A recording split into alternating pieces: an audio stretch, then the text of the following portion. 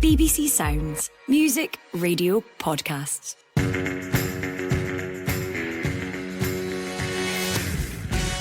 Hello and welcome to the Scottish Football Podcast, bringing you all the news, insight and analysis you need. I'm Lewis Irons. It's Thursday the 25th of January and coming up today. Canwell shoots and scores a wonderful goal!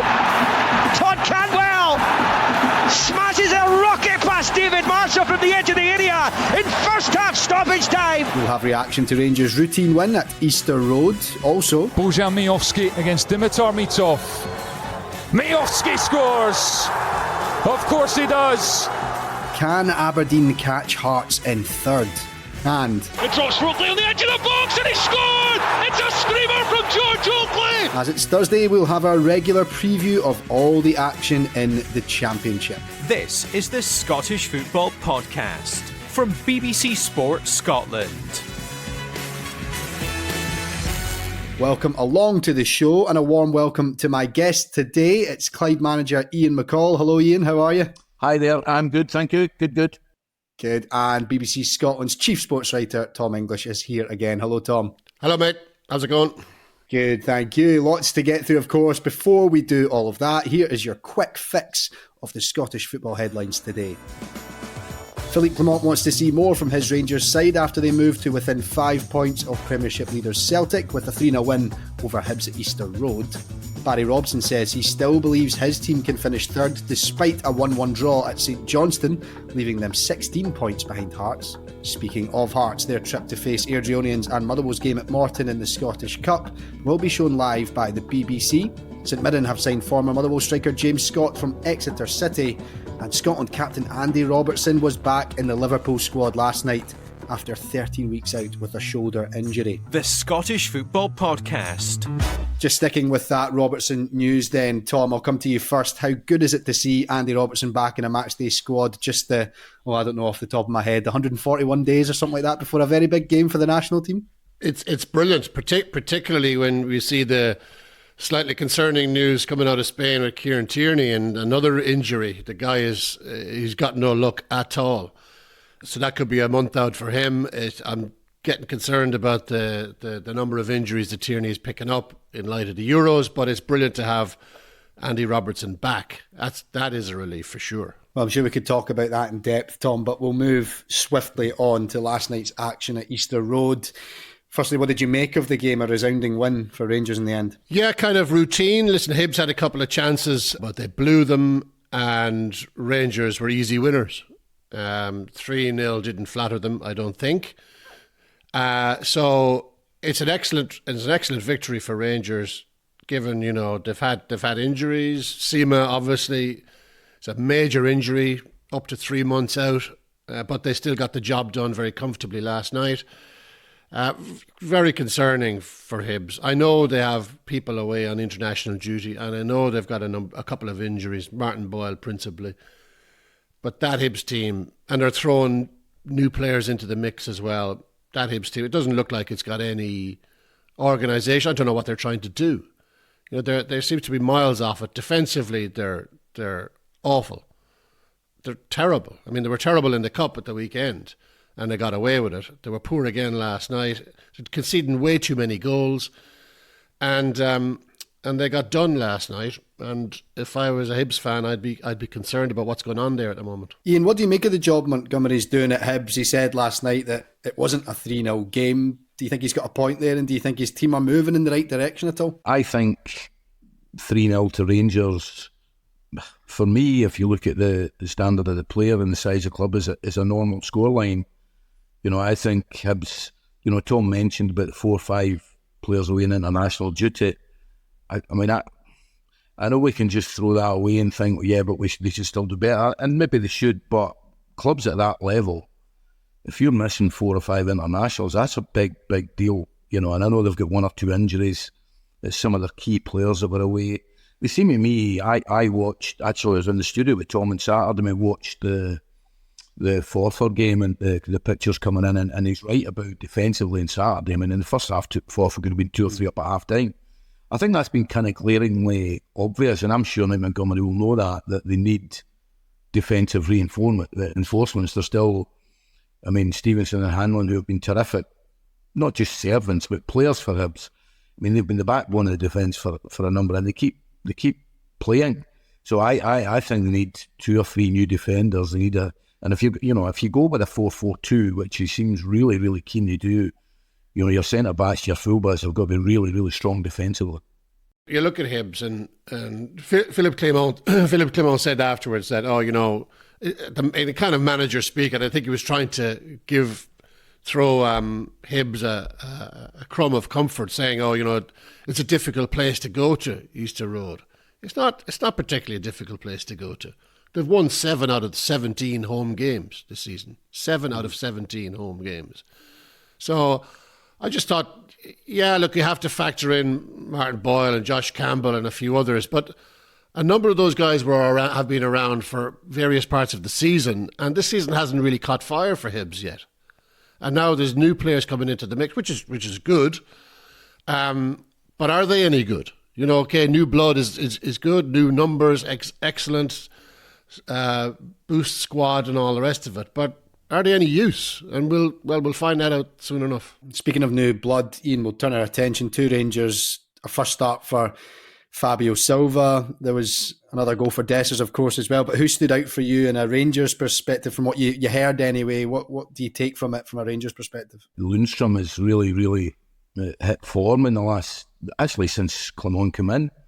He looked like a player, I've seen him a couple of times recently, he looked like a player under Mick Beale that was not going through the motions. I would never say that, but he certainly looked like one that was heading for the exit door without getting his contract renewed or to getting sold on or whatever. He now looks like they're building the team around him. I would say, of the central midfield players, he's now absolute, and there's a number of very good ones. He's absolutely the first one on the team sheet. Interesting, Yilmaz as well, getting a goal with all the furore around him. Maybe he is the long-term replacement. I've not seen enough of him. I don't think anybody has. But maybe he is the long-term replacement for Barisic and just needs time to... Time's not a thing you get anywhere, but certainly not at Celtic Rangers. But maybe he just needs time to get his feet in Scottish football, new environments, new teammates, new size of club, new climate. So, I mean, he did well. Tom, we'll move on to the action at McDermott now. Craig Levein saying that St Johnstone redeemed themselves a bit after that Airdrie upset in the cup, you could describe it, I guess, but Airdrie in cracking form, of course. A good point for St Johnstone, though, it has to be said, Tom? Yes, very much a good point for St Johnstone, and not such a good point for Aberdeen, given the respective budgets and all the rest of it. I think Craig Levein was happy, especially to get the equaliser. I don't think Barry Robson was trying to put a brave face on it. I'd say he was pretty deflated after that. We were watching it in the studio, and the first half was an abomination of a football match. I mean, it was dreadful from both sides.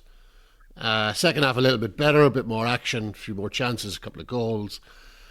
But the quality was very, very poor across the board, I have to say. Now, St Johnstone are scrapping for their lives, and you could understand that. Craig Levein doesn't give a toss whether the game is ugly or pretty. Doesn't care as long as he gets something out of it. Aberdeen are trying to get up the table. They have the players, I think, to get up the table. They're in a bit of a false position at the moment, in seventh, because they've got all these games in hand. But at the same time, I look at the players, the midfield players, the attacking players in this Aberdeen team, and the quality of these guys, I don't want to overstate the quality, but they're decent players, doesn't tally with where they are in the league and the way they're playing. They should be doing a lot better than they're doing right now.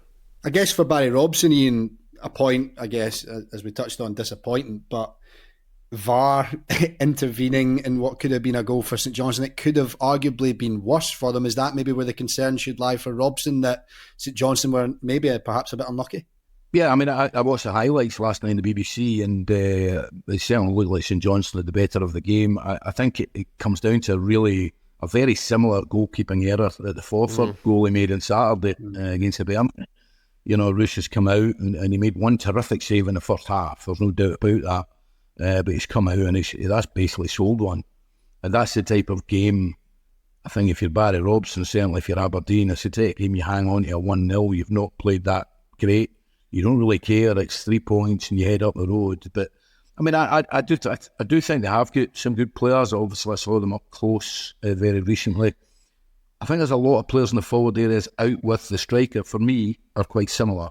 They're quick, they're strong. Whether they've got that last little bit, I'm basing them on, I've seen them once and I've played against them once, so I think the thought of to try and chase down Hearts, I think that if they don't win it Saturday, that I don't think that's got any chance happening. Even if they win their 3 games in hand over Hearts, they're still 7 points behind Hearts. So listen, if Aberdeen don't beat Hearts at Tynecastle on Saturday, then it's over in terms of third place. And I'd imagine a lot of Aberdeen fans would say it's already over. Not surprising to hear Robson say that they can still get third, though, is it? He's never going to publicly rule it out. Can you even read into him saying anything about that? The thing is, Lewis, they came back for, Tom may have the stats, but I'm sure they were 7, 8, 9 points behind at one stage last season. But the reason they came back was Aberdeen's good form, but B, Hearts capitulated. They had an awful injury problems for a number of weeks. And that allowed them to come back in it. I think, listen, if Hearts keep Lawrence Shanklin, I can only see one outcome. Nobody can tell me he won't score 8, 9, 10 between now and the end of the season. That'll be good enough to get in third place. Just because Aberdeen rallied last season under Robson doesn't mean they can do it again. You know, if he's continually going back to that, well, we did it last season. Yeah, last season was last season. And as Ian says, the circumstances were different. Hearts kind of capitulated for various reasons. So looking back to last season to try and keep the Aberdeen fans on side, that argument, I'm not sure it holds water for a lot of people. Aberdeen's form isn't good. They're just not good enough at the moment. This team, they're not world beaters, but they've got good players, got good midfield players, a brilliant striker. The quality should be a whole lot better than this. The entertainment should be a whole lot better than this. Aberdeen are a pretty dull team to watch, let's face it. They're pretty dull and they shouldn't be.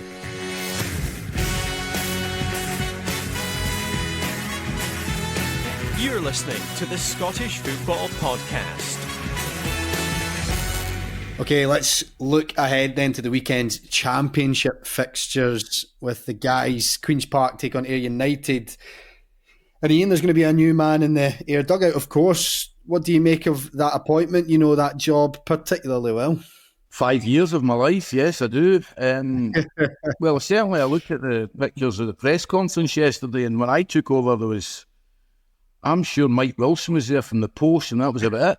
From the Ayrshire Post, and it appears that it was very, very busy. So, listen, Scott Brown, I met him actually in the West End in the last 6 weeks with a wee chat about what he went through at Fleetwood, and that's every manager goes through that type of thing. It appears to be a little bit of a basket case of a club, but ultimately you can't have 2 in a row. I think as a young manager, where you don't do the business, because whether you're Scott Brown or Tom English or Lewis Irons, he knows himself. He's going to be judging results. I mean, the Ayr United fans do like a certain brand of football, and he'll probably try and produce that, but he'll be judged on results. But it's certainly, for me, it seems it's a real box office appointment for them, and it's a real statement for them. You asked me how he'll do. I genuinely, and I don't like saying that this on a podcast, but I genuinely don't have any idea how he'll do, because I've no idea how he coaches, how he manages, etc. And I don't think many people have. But what they will be able to do is, I'm pretty sure the contact book will be pretty big. I saw Graham Mathy mentioning some of the players that came in on loan from bigger clubs like Shanklin. Well, he was a signing. Nisbet played at Ayr, McKenna played at Ayr, McCrory played at Ayr. Of course, they had one thing in common. I signed all of them, but that's a different matter. You never miss an opportunity to big yourself up. I don't. So that's. I mean, If somebody asked me, is that a good appointment for Ayr United, I would say it's a great appointment. But Scott Brown will know he'll need to produce results and performances. Not only Ayr United, Tom, is it a good appointment for the Championship, do you think? I think it is. I think it's great to get him back into Scottish football. He's a big personality. People get an idea of Scott Brown because through his Celtic days, and he was the most talked about player in Scottish football for years and years. He's not this kind of snarling, aggressive Scott Brown that we saw in a Celtic jersey, hugely influential, of course, for a decade. Off the pitch, he's a different character. He's a very, very good guy, Scott Brown. At Fleetwood Town, I followed him pretty closely. Obviously, he lost his job at the start of the season, a run of defeats. Last season, he had 20 draws in all competitions at Fleetwood. And a lot of the defeats that he had were by a goal. And a lot of those defeats, it's an incredible, freakish number of times that Fleetwood conceded in the last minute of games to either turn a victory into a draw or a draw into a defeat. So I think he was very unlucky. He was unlucky to lose his job at Fleetwood. I hope that he hasn't lost any confidence in it. But I'm very, very interested to see how he does at Ayr.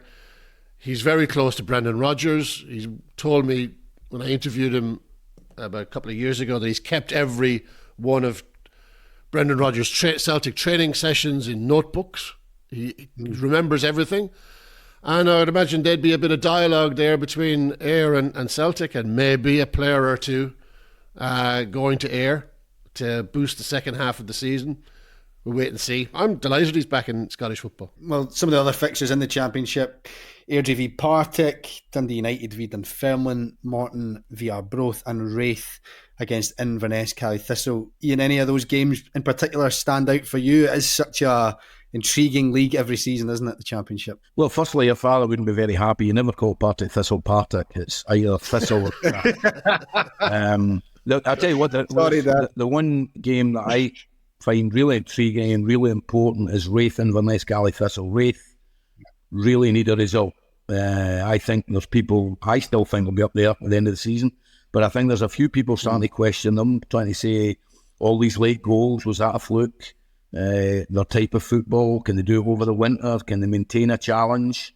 I think Thistle will maintain a challenge to Dundee United. So it's a big, big game for Raith tomorrow. That's one you look at. On Saturday, that's one you look at. Well, sticking with my dad, I'll talk about one of his other clubs, former clubs, Dunfermline. Tom, can they cause United any problems? Do you see there being a potential upset there? I'd be surprised. First v sixth. Dundee United at home, I'd put that down as a home win for sure. Dundee United, when they're good, I think they've got too many weapons for pretty much everyone in this league. Now they still got to get the job done. It's by far it's not a done deal by any stretch of the imagination right now. But you think that they can accelerate and win this league, especially. I mean, I agree with Ian that the Raith versus Inverness Caledonian Thistle game is a huge game for Raith because they're wobbling right now, and they have to win that. They have to get back on the bike and win that game against Inverness. Airdrie versus Partick Thistle is another one. That's a very interesting game as well. Absolutely. Plenty to keep an eye on over the weekend, that's for sure. But that is just about all we have time for on the Scottish Football Podcast today. Remember, our email address is scottishfootball@bbc.co.uk, so do get in touch with any comments or questions that can be raised in future podcasts. And if you haven't done so already, remember to subscribe and follow the Scottish Football Podcast so you don't miss an episode. My thanks to Ian McCall and Tom English, and of course thank you very much to you, listener, for joining us today. Thanks, guys. The winter transfer window is braving the British weather and is wide open once again. More drama, more twists, more turns. I am Kay Curd, and every weekday throughout January I'll be joined by Luke Edwards and some of the country's best football journalists to dissect the day's transfer rumours. From BBC Radio 5 Live, the Transfer Gossip Daily Podcast. Who will your team buy, sell, loan, or even just be heavily linked with, only to lose out to your rivals? What will happen next?